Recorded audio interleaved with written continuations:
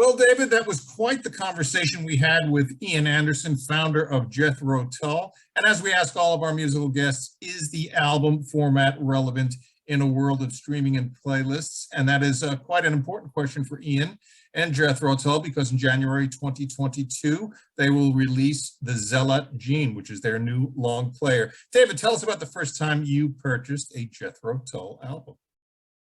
Well, I was about 3 years old, and we were at Macy's, Herald Square, and I saw the Jethro Tull album and the Led Zeppelin album. First one, with Good Times, Bad Times on it. And yeah, this was Jethro Tull. And my first thought was, oddly enough, which one of them is Jethro? Because they looked like a bunch of mountain guys, right? Who knew they were from England? You know, the album really wasn't telling me much of anything. But then when I got it home, yeah, I put it on, and some great music, some really great music. I then got a chance to see them at the Fillmore. Okay. And then I guess a couple of years later, I saw them somewhere. They were playing a college in New Jersey, and I got a chance to go down and see them. What a great band. Really, really some enjoyable stuff. And Ian, what a showman. Absolutely. And, you know, Jethro Tull really was the quintessential album artist. I mean, they didn't really release singles. They had long tracks.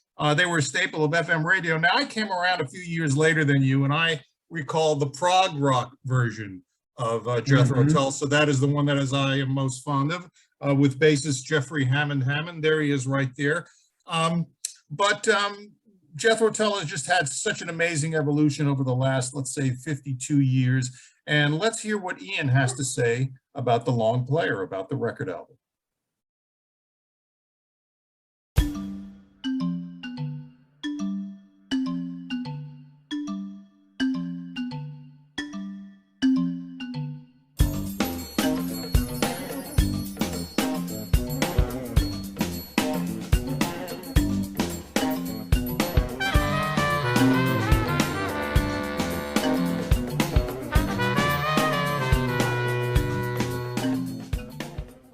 Well, I had a discussion with a couple of record companies 2 or 3 years ago, prior to completing this album, about the thought that perhaps we shouldn't release an album. We should release a track every month. Right. Might be a whole different way of doing it. And then perhaps after a few months, for those who wanted physical copy, we could print vinyl or CDs or whatever. They did not like that idea. They felt that the Jethro Tull fan base would want an album as an album, something that was cohesive, and Right. and then they choose the way in which they want to listen to it, whether it's to stream on Spotify a single track or to purchase a double physical vinyl album, because some people want to buy it that way.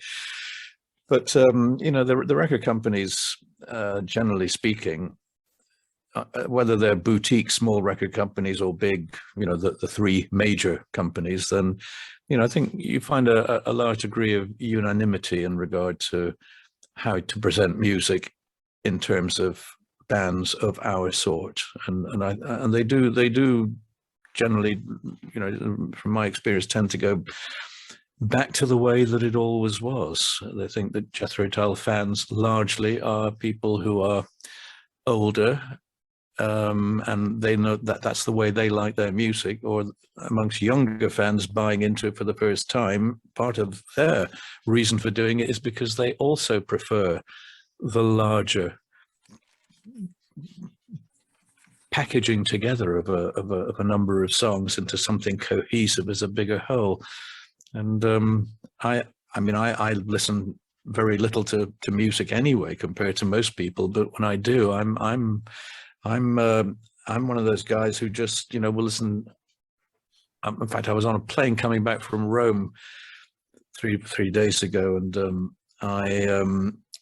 I unusually for me, I happened to have some headphones in my pocket, and I was trying to block out the sound of some noisy people. And I put my headphones in and played a selection of music that was on my phone. And I found myself just playing something from ZZ Top, something from Frank Zappa, a couple of things from Handel, something, just a complete crazy sort of mixture of totally diverse and different music, and I quite like doing that, just to remind myself how much variety there is in terms of popular music of the last 50 years or so. And it's when you include music that was written perhaps 200 or 300 years ago, then the world is a very big place, musically speaking. And I like to sample a little bit of lots of different things. So I would very rarely sit down and listen to an entire album. It would be, if I was in the right place at the right time and in the right mood, maybe I would sit down and listen to the entire Beethoven Ninth Symphony. But it would have to be a special occasion where I felt, I really wanted to invest that period of time just to listen to one cohesive big piece. So it's perhaps wrong of me to ever expect other people to do the same thing with my music. I just have to assume they listen to a track, they listen to half a track, and it's the way things are, and perhaps have been for quite a while, since people had the means of not just putting on an album onto a vinyl turntable and playing it all the way through, because it was a pain in the arse, to have to keep taking it off and just playing one track and then take the record off and then put another, Led Zeppelin album on and listen to one track. Yeah, but there was the aesthetic of the artwork, right? You could look at the pictures while you're listening to the record. Sure. So people did. People did. They listened to the whole record and they read the artwork and they listened to the music and they listened to the lyrics, and that was fine in the 70s. And